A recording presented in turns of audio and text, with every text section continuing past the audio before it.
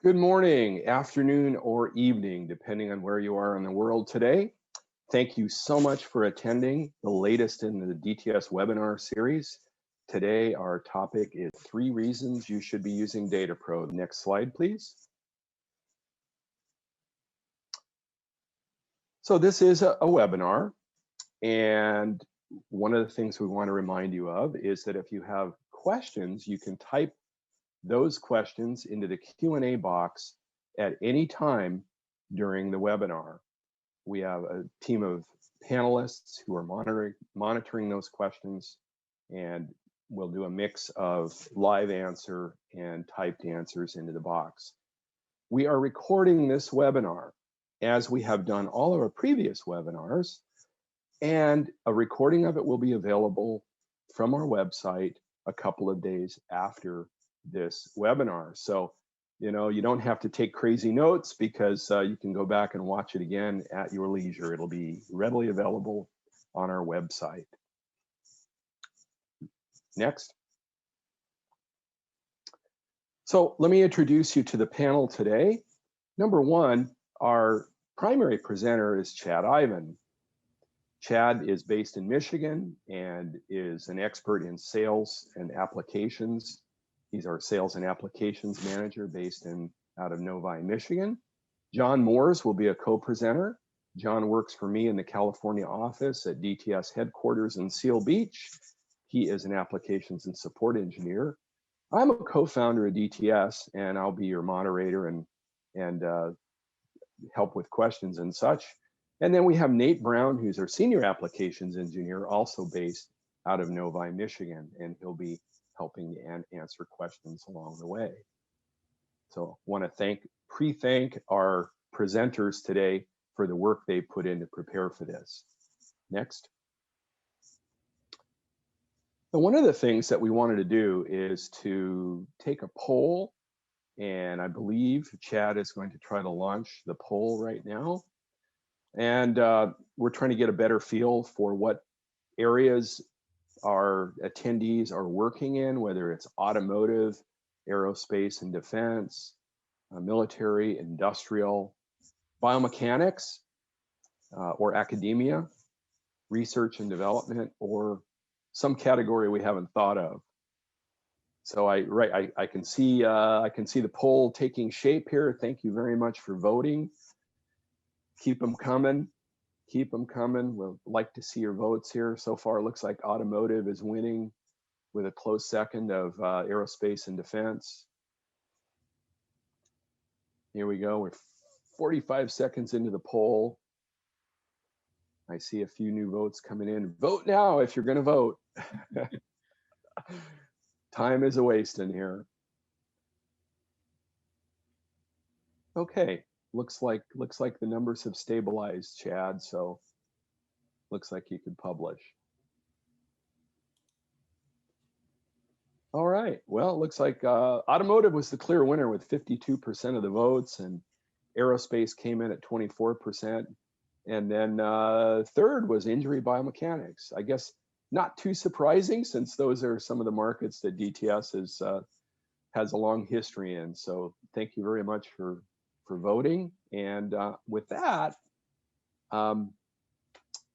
Chad, take it away. All right, thank you, Mike. I'd also like to thank everybody for taking the time today to join us for this webinar, and also for filling out and starting the poll. One thing that I'd like to recommend or request is, if you actually had to fill out the other section within the poll, if you don't mind, send us an email or send us something in our help center so that we know what it is that's other. If you guys are reps that have been joining us for these webinars, or if there's something else that we're missing as part of our focus for today. I want to give you guys a quick overview of what our focus is today. And we'll be spending some time looking at, of course, sensors. I'm trying to make sure the screen is updating properly. So we will be looking a little bit at sensors today, and we will be spending a tiny bit of time on data acquisition systems themselves. but our primary focus is actually DataPRO. So DataPRO is our graphical user interface that gets used during test setup and execution. It consists of a bunch of tabs here along the top of the software that have the different primary functions. And then below is basically the area you interact with for the individual tasks that are, again, in tabs. So we're really here for the three reasons why DataPRO 3.1. Looking at the results from the poll, it looks like a lot of you guys are using Sliceware. Just as many people were using Sliceware as were using DataPRO. Some people were still using TDAS control, and we'd really like to be able to get you guys moved forward off of TDAS control and even off of Sliceware. So we're going to talk a little bit about the scalable features, the scalability features of the software. Also the support for a large number of hardware items, and then some of the time savings and efficiencies that you're going to see, along with some quality features that we've added for the software that you guys might be interested in using in your facility. So let's start out with scalability. What does it take to run a test? Most of you guys know the answer to this, but I'm going to go through it anyways. A test plan, you need some type of plan for what it is you're planning on doing. What's the reason for actually spending the time today to learn about DataPRO, and what type of items do we want to try to get results for? All right, so you need sensors, of course. Sensors are things that will take the physical phenomenon and convert it into something that a data acquisition system can actually read. So you need data acquisition, and then you also need some type of test article. What is it that we're running? So a little more detail. Of course, I just mentioned this, that sensors will take a physical phenomenon, convert it into electrical signal. It's something that needs to be routinely verified to make sure that it's working as expected. And it actually has some type of unique identifier for it. Data acquisition is a device that takes that electrical signal and then stores it to something. In our case, it stores it mostly to flash memory. So that's a data acquisition system. It's also something that should be routinely verified to make sure that it's working as you expect it to work.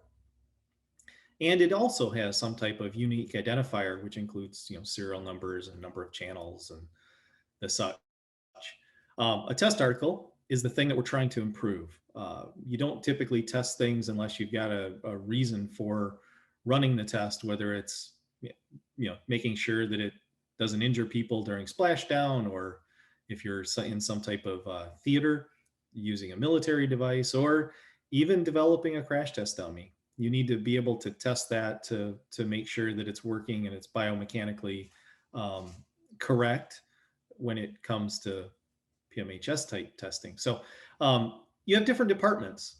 Everybody really probably has a different department. There's lots of different ways to call these departments, but there's different departments that work in different areas. So setting up a test would be possibly a performance engineer or a test engineer.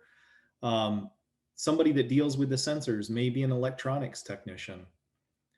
And of course, in universities, all these get done by the same person, but that's okay too. Data acquisition sometimes gets handled by a data acquisition engineer or a systems technician. So DataPRO, getting back to the core of this, DataPRO allows you to have additional user accounts. You have the ability to add as many user accounts as you want inside of the software. Everybody can log in as an administrator and do everything, but you do have the ability to piece and focus particular users in their particular areas. So each user can have a specific view and also have read and write access. So if you wanted to have a guest, you could have a guest that has only viewing capability. So there are different different information, permissions, and also visibility into each one of those tabs that run along the top of the software. And when you actually have these users added to the software, there's a drop-down list that shows up that allows you to pick the particular user, and each user can have its own password, or if you decide that you don't want to have a password, that's a viable option also, where the password is blank. So a performance engineer's view, as an example, or the data acquisition guy, they may only have a few tabs along the top of DataPRO, giving them the ability to check out how things have been developed and view data and possibly export data.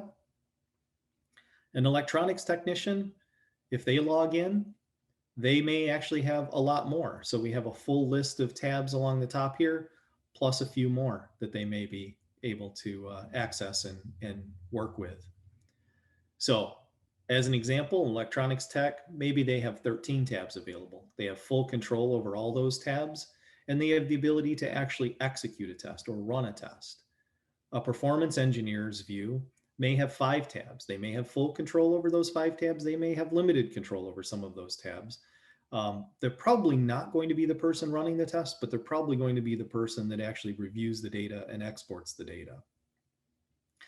So scalability, some places have single labs, some facilities have multiple labs. So as there's your example, a bunch of different labs in a facility, or maybe just a single lab that is running a single station of DataPRO. We have a couple of different modes that DataPRO can run in. One of them is a local database model, where the person executing it has his own database and it's an independent database. We have another possibility where you've got your software DataPRO is running with a remote database. Even if it's a single lab, that's a viable option. Or you can have a combination of a remote database and also a local database model. Of course, some of these things become more important when you have multiple labs. So some of these places may have lots and lots of labs and different people running in different areas. A local database model is an option. So I've got a nice little graphic here that shows you actually have the ability to take XML files, export test setups, or export sensors, or even export other things, including the system settings, and you're able to transfer those around between different facilities. I would say this is probably not the preferred method, only because you have the ability or the potential of having things not necessarily synchronized. Especially if you have multiple labs, the suggestion would be to use a different model for that. So the remote database model is one of those models where everybody has DataPRO running on their own individual machines, but they're all talking to the same central database. And anybody that makes a change, that change becomes then active for everybody else that's throughout the facility. This is definitely a preferred method for having multiple labs in your facility. The other option is to use this both database model. And this is kind of a hybrid between the two, where you have a central database. If you're able to access, if you start up DataPRO and DataPRO is able to access the central database, it will run off of the central database. If there happens to be a problem with the connection back to the central database, it will actually fall back to the local database. So this is kind of that both model that we have available for people. So a little bit more about that. It will actually show you that it's connected to a particular database, or in this case here, I turned off my central database, so it's actually telling me that it's connected to a local database. The local database is at least a backup copy of some point in time of the central database or the master database. So it's kind of nice. You're also able to take a computer away from that lab and go out and actually run it in a different region or a different area. Let's say you had a remote test that you needed to run. You're able to take that computer, run it someplace else, and collect the data. I'm now going to turn this back over to John as my co-host, and he's going to go through some of the support for hardware. Thanks, Chad.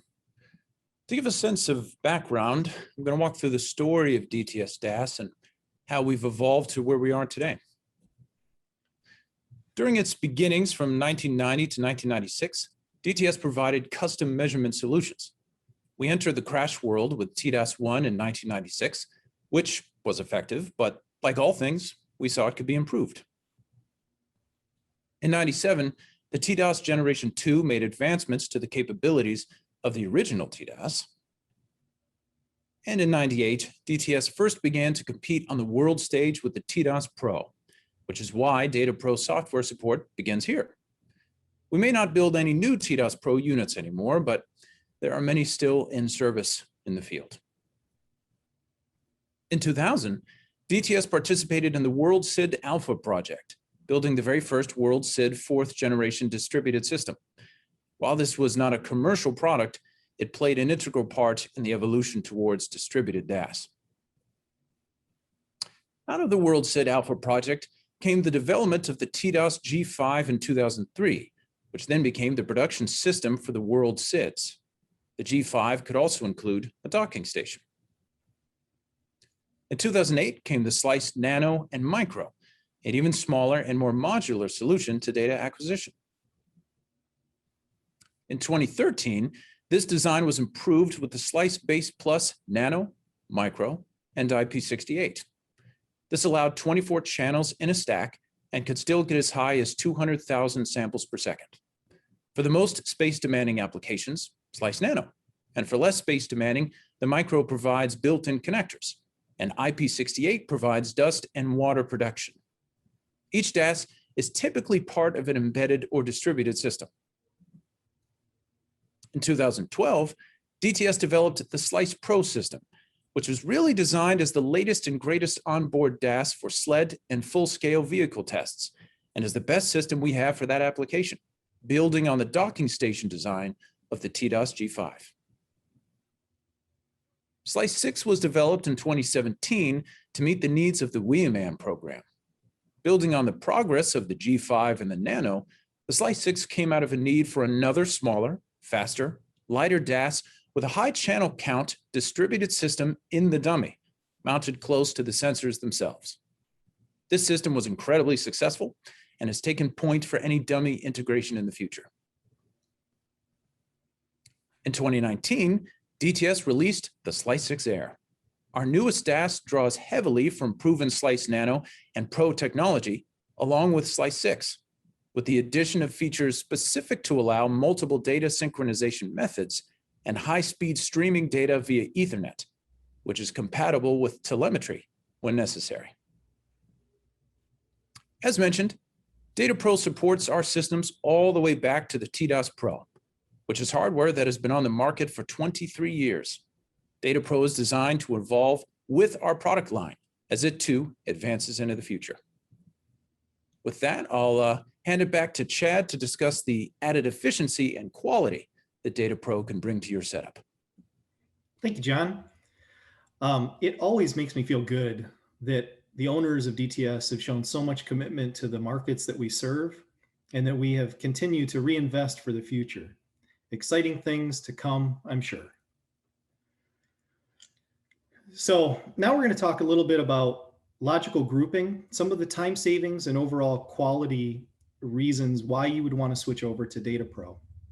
So logical grouping includes a few different things, like a sensor is a logical group, a data acquisition is a logical group, a group of sensors at a specific location is actually a logical grouping. You can take those groups and you can actually add data acquisition to them. An overall test setup is a logical group also.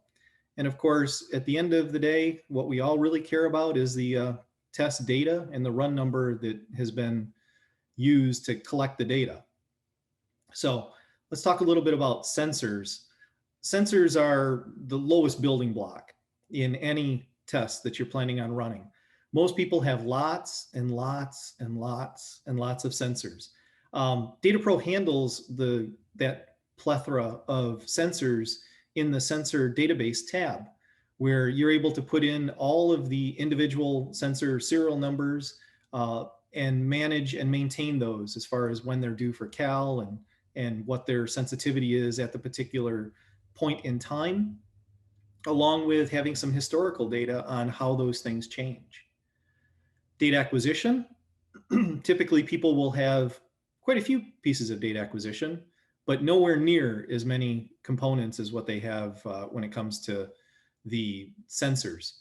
So DataPRO handles the data acquisition systems that you own under the data records or the data recorder area, that particular tab within DataPRO, where it also manages the cal due dates so that you know when you need to have that system re-verified just to make sure that all the data that you've collected in the past is good.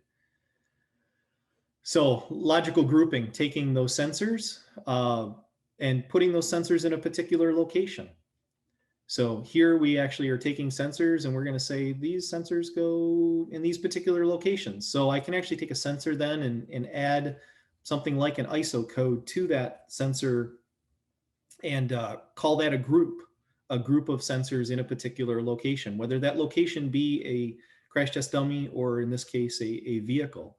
So that is handled under the groups area within DataPRO, taking those sensors and putting them with some kind of specific name and managing those in a area that can actually be shared between the different labs.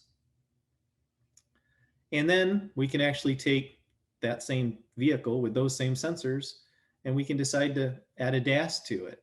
So now this is even a higher level of integration. So when you, and in particular, this works very well for crash test dummies, especially integrated crash test dummies where you've got sensors and you've got DAS and you're able to take that out into the test and basically plug it directly in. So same area of grouping of the groups where you can actually add, go to the hardware area and actually check off which data acquisition systems are now part of that group, making the test setup a little bit easier to do once you've got to the facility. So let's talk about a test setup. This is the next area where you can take multiple groups. So we've got a group that is a vehicle, we've got a group that is a dummy and a group that is another dummy.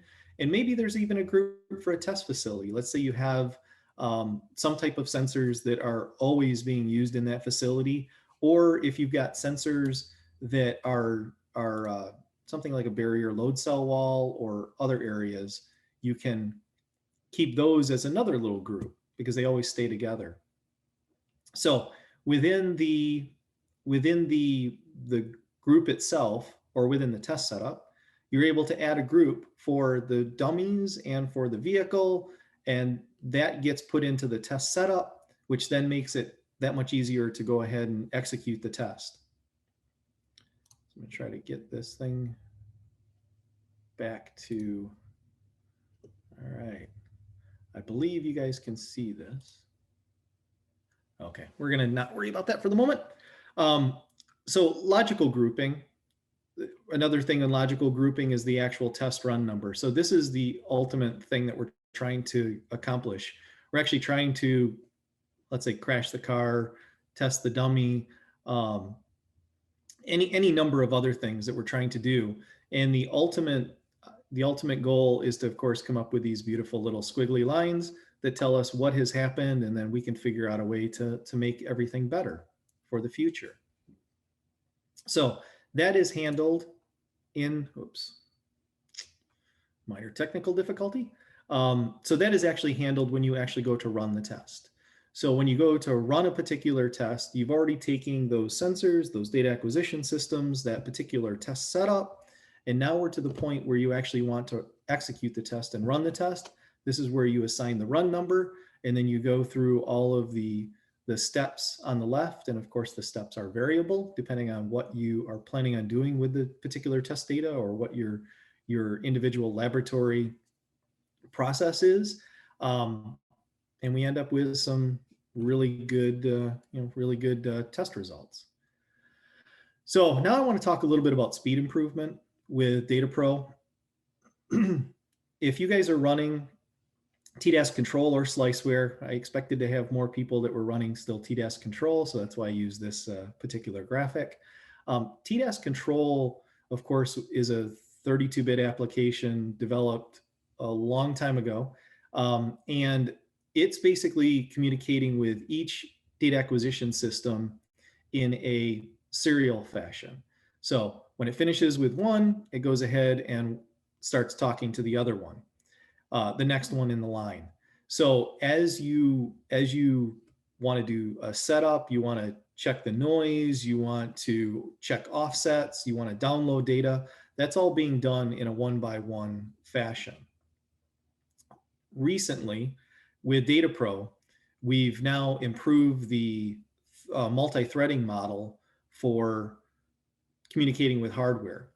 Some hardware, some of the older hardware, we still have to limit the overall communication stream, basically due to some network traffic limitations within, in particular, the TDAS Pro hardware, which is 10 base T. We're able to talk to pretty much as many Slice Pro systems as you want, all at the same time, along with spinning off threads to be able to talk to all G5s at the same time. And then with TDAS Pro, we have to talk with 3. And then when we're done with those 3, then we end up talking with the next 3. Keeping it threaded, multi-threaded, but still making sure that we're within the bounds of the capability of the hardware that we're communicating with. So this particular multi-threaded model will, if you're running a TDAS Pro, a single TDAS Pro, a test will take approximately the same amount of time to set up. If you have 2, there's a 50% time savings compared to TDAS Pro or Sliceware. If you're running 3 TDAS Pros in the same setup, you've got a 66% time savings.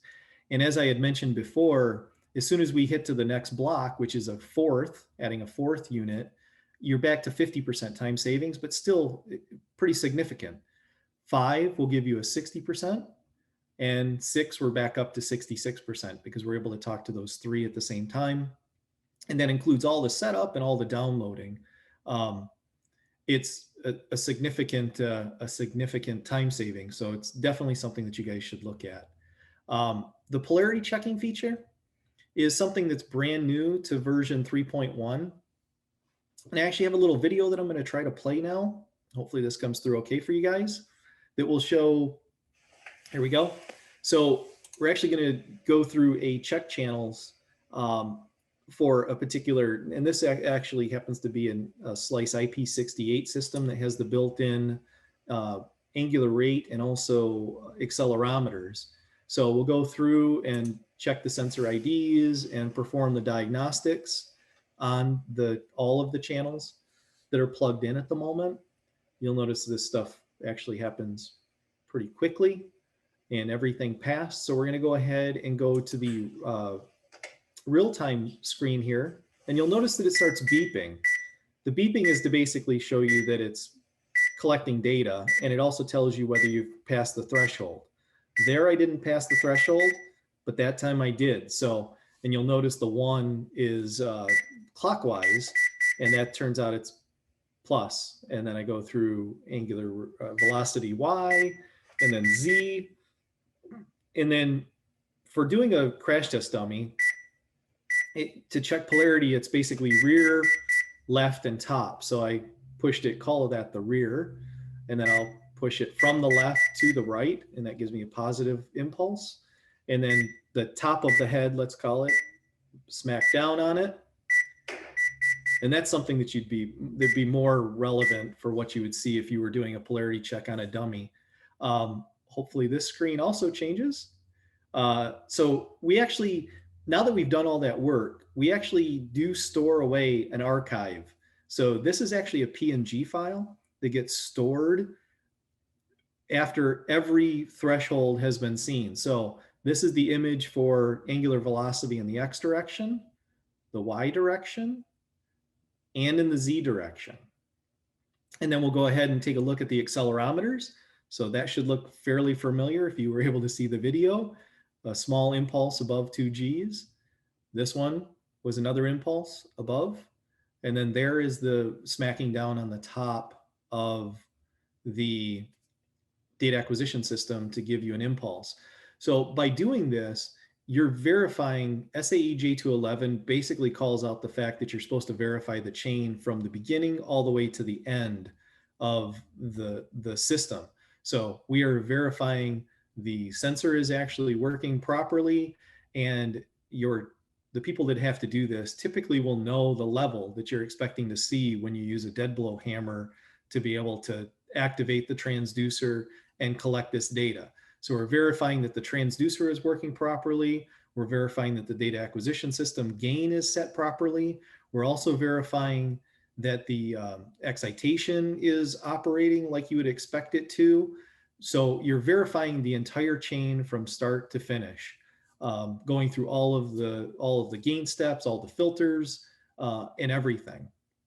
So for me, this is a really nice feature that's been added recently and gives you that confidence that when you run the test, that the system was set up properly. And if anybody wants to question the polarity, at least you have this kind of backup information that you can use to support what was done for that particular test. Believe it or not, I think I spoke a little bit faster than what I expected to. So we are now at the end of the time savings and quality checking feature part of this webinar. So I want to bring up the Help Center. We got a couple things that we want to cover before we get to the actual question and answer period. The Help Center, if you guys haven't signed up for the Help Center, please make sure that you sign up. Join the Help Center. This has a plethora of information as far as our systems, downloading new updated software, product manuals, and also it gives you the ability to submit a Help Center ticket. If there's any questions that you have, if there's anything that you would like to see us even develop in the future, it's a really nice place to be able to track those types of requests. So please make sure you use it. Submit a request for anything that you don't understand, or if there's other things that you'd like to learn even about in webinars, please take a look at that. And that can be found on our main website or going to support.dtsweb.com. And then we have one other thing. We're actually still hiring. We actually have some open positions. If anybody's interested, please take a look at our website and consider joining our team. And now I'm going to actually pass this back over to Mike Beckage for questions. Well, hey, thanks a lot, Chad and John. I thought that was a really excellent, quick overview of some of the reasons why you ought to consider moving to DataPRO, particularly the latest versions of DataPRO. We had a few questions in the chat box, and I think Nate actually said he would like to answer a couple of those live, but before that, I'm just going to ask you a question, Chad or Nate. When it comes to migrating from either an older version of DataPRO to a newer version of DataPRO, or migrating from a program, either Sliceware or TDOS control, can you tell us a little bit about the migration path? Sure. So DataPRO actually has the ability to take in the Sliceware sensor files, or actually the TDOS sensor files also. So there's a very easy migration path from older DTS software, along with Nate and myself have worked on migrating even from other data acquisition softwares into DataPRO. Typically, if you're happy with the setup that you have today, it's basically 1 or 2 clicks and you're able to bring those items into DataPRO. The process going from a prior version of DataPRO to a newer version of DataPRO is actually all handled in the installer. So as long as you are running a local version of the database, when we get to the more enterprise, there is a little bit more that's involved in updating an enterprise centralized database, but migrating from a version of 1.0 DataPRO or 2.0 DataPRO to a 3.0 DataPRO is actually all handled in the installer process. Great, thanks a lot for that, Chad. Appreciate that. We just had a question come in about the polarity checking, and how do you set the limits? So when you're doing when you're doing that polarity check and you want it to actually capture something when you reach a limit? How do you set those? So as of today, and since this is a new feature, we're actually refining how this feature is going to be handled in the future. But as of today, there's actually a system setting. So there's actually, in order to get that feature online, there's a couple things that you need to do in the background, and I highly suggest you contact support if you're interested in using that feature. But in the system settings, once you've got it enabled, it's actually a percentage of the full scale of the capacity of the transducer is how it's set up today.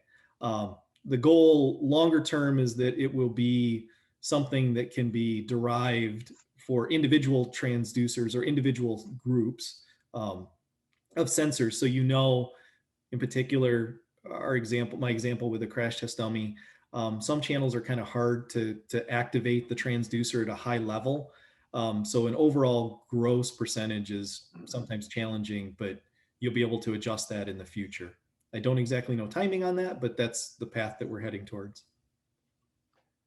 Thanks a lot for that, Chad. Really great question came in from somebody who said they're in a lab where they would just love it if they could use one type of data acquisition hardware, but for a variety of reasons, they're using our system and other systems. And the question came up was, what is our compatibility with importing either sensor data or test setup data from other software, like, for example, Crash Designer? So as of today, we haven't done anything specifically with Crash Designer, but one of the future, and it's not that far off in the future, is going to be an API that will allow database integration within DataPRO. So that's something that we're targeting for later in this year, early next year, is giving people the ability to write their own tool potentially, or work with us in support to be able to have a tool that will be able to synchronize between the two software systems. As of today, if you wanted to take stuff out of Crash Designer, you would typically export it as an EQX file, which is an international standard. And then you can import that into DTS's software, into DataPRO. But true synchronization is something that's not that far off, but it's coming. Yeah, and I'll say that we've been using E2X files. For example, if you send a sensor to DTS today for calibration, for example, our ARS or our 6 degree of freedom products, we actually supply an E2X file that can be imported into just about anybody who supports the EQX method of data sharing. So it is something that we realize that we need to be living in a world with a little bit more universality of data sharing.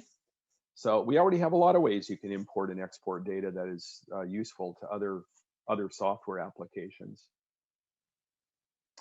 Okay, and then there was a question about what we've got. The DataPRO is definitely a DataPRO based system, as opposed to the older systems that we put out there that were using either CSV files or XML files. So we are using a true database.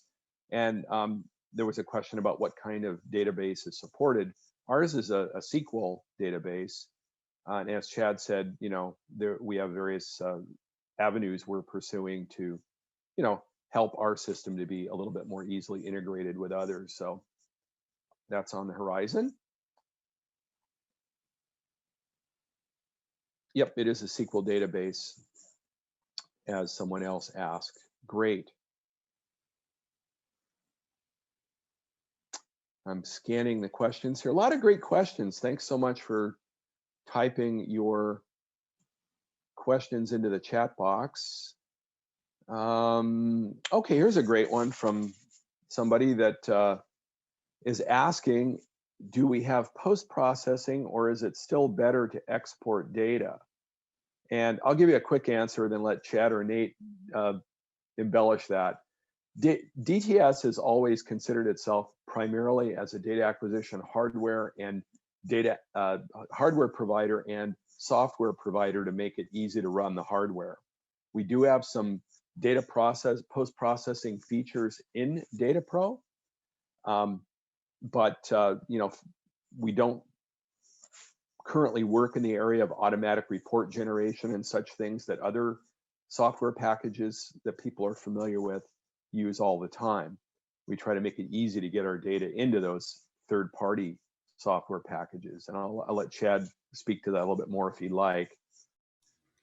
Yeah, I mean, we are focused on making the user experience the best that it can be from a data recording standpoint. And we have, like Mike said, there's a few calculations that are available within DataPRO, but we know where our expertise is at, and we like to let other people have their expertise for the post-processing side of it. Great. Okay, I'm continuing to scan here to see if there might be something of interest to everybody. Oh, well, there's a great question. And I'll give a really short answer, and then I'll let, again, Chad embellish if he likes. What are the main advantages of version 3 over, say, a version 1 or a version 2? A key thing that we did with version 3 was we decided to actually go away from a tile-oriented window menu, top-level menu system to more of a tabbed interface. And the tabbed interface allows it to look more like a standard Windows look and feel, where you work from left to right. And you can also turn on and off, those tabs depending on the level of detail a user needs to activate in the software. We also made a significant effort to reduce the number of mouse clicks to go from one function to another. So we feel that DataPRO 3 all the version 3s are just simply more efficient and perhaps a little more easy to learn. Chad, you want to add anything to that? I'm not exactly sure when we added this, but version 3 for sure supports like copying and pasting too. So there's the ability to take an existing group as an example, make a duplicate of it, be able to go through and not have to do a lot of typing. So that was another feature that was added that was really nice. And also, if you have Excel spreadsheets that you use for other, like as an example, the test setup itself, you're able to copy cells out of an Excel file and actually paste them in. So I know that's a feature that's for sure been in all 3s, and I think it was added in that genre. What's the maximum number of seats that can connect to the central server? That's an interesting question, and maybe related a little bit to just exactly how you install DataPRO. The limit would actually be an SQL limit, and I think Nate may know the actual technical answer. It's a lot.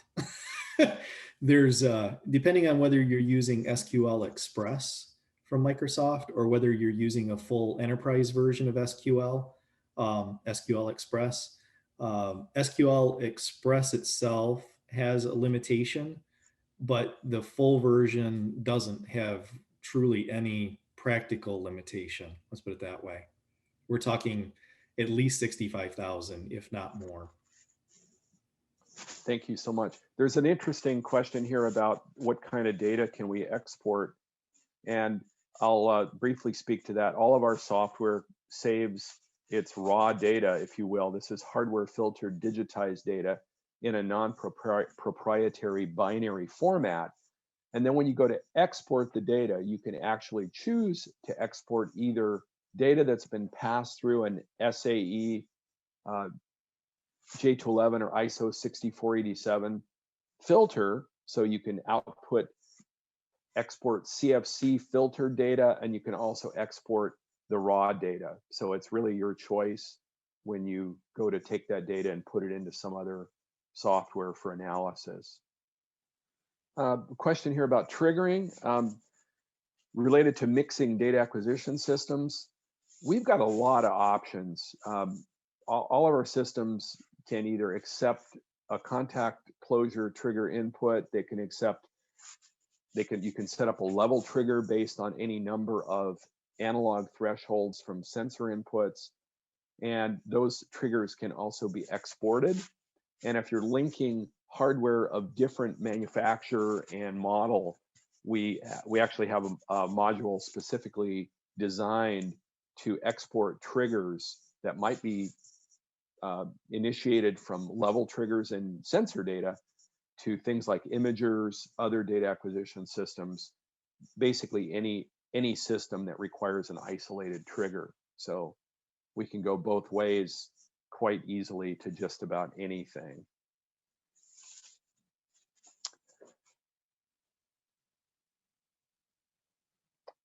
There's a question here about Slice 6 Air with its ability to stream data at high sampling rates in the DataPRO interface. And as John said earlier, everything, all the hardware back from TDOS Pro all the way up to Slice 6 Air is supported in DataPRO. And that's one of the reasons why DataPRO has a lot of setup options and a lot of functionality in it. You know, we're basically able to tie together multiple generations of hardware. As far as streaming goes, there's some setup decisions. We have a system settings area of DataPRO that allows you to set up Slice 6 Air to stream data in multiple different formats, multiple different time synchronization methods. So we try to make it do whatever people need it to do if there's a streaming application, and that's controlled also in DataPRO. Okay, well, great questions. Haven't seen any new ones come in for a while. There was a question about cost for upgrading or getting into DataPRO, and I think that's kind of outside the scope here, because every customer is different and where you're at and where you might be migrating to. So if you do have, maybe I'll let Chad finish it off with a comment about, hey, if you're interested, how do we do the upgrade? How do we think about moving to DataPRO? So I think the key really is to go ahead and put in a help center ticket that you're interested in upgrading from DataPRO. Like Mike had said, it's a little bit of a variable based on where you're coming from and what the particular support level is going to take in order to get you migrated. If you're trying to come from Crash Designer, that's one thing. If you're trying to come from TDOS Pro or Sliceware, then it's kind of a second set of questions. But we'd love to talk to you about it and come up with a plan. So. Thanks, Chad. Well, I'm going to take this opportunity to thank all of our presenters and thank all of you for sticking with this. I see almost everybody stayed until the very end here, and we really appreciate you being here to learn about DataPRO. And I will remind that in the next couple of days, this webinar will be posted on our website. Real simple to find. Just go to dtsweb.com. And over on the right-hand side, you'll find videos, and under one of the options. And you can take a look at this or any one of our multiple videos that we posted to the website. Thank you so much for being here today. And we hope you'll stay tuned to communications from DTS, because we will be having another webinar soon. Again, thanks to our presenters. Thanks, John. Thanks, Chad. Thanks, Nate, for being a panelist. And thanks to those at DTS who helped make this possible. Good day, everybody. Thank you.